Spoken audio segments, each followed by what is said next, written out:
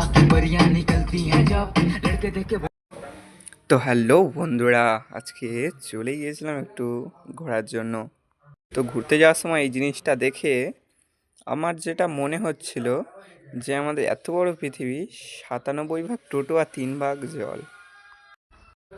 তো আমরা এক জায়গায় ঘুরতে যাচ্ছিলাম, তো ঘোরার জায়গাটা দেখো যাচ্ছিলাম, তো তোমাদেরকে ভিডিওর মাঝেই বলে দিচ্ছি যে কোথায় যাচ্ছিলাম।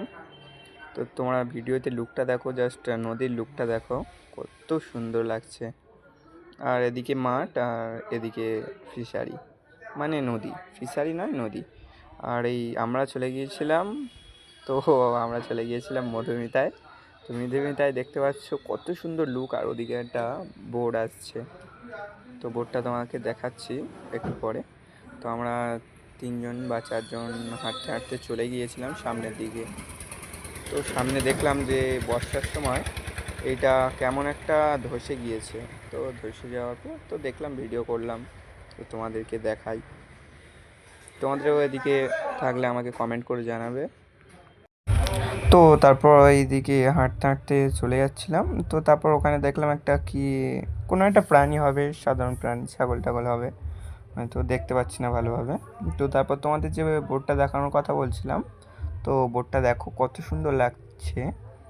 আর মানে ওয়েদারটা যেন ব্যাপক লাগছে, ওয়াও, জাস্ট ওয়াও, মানে অসাধারণ ব্যাপার। তো তারপরে এখানে একটা বিশ্রাম ঘর আছে পাশে থেকে, খেয়াঘাট।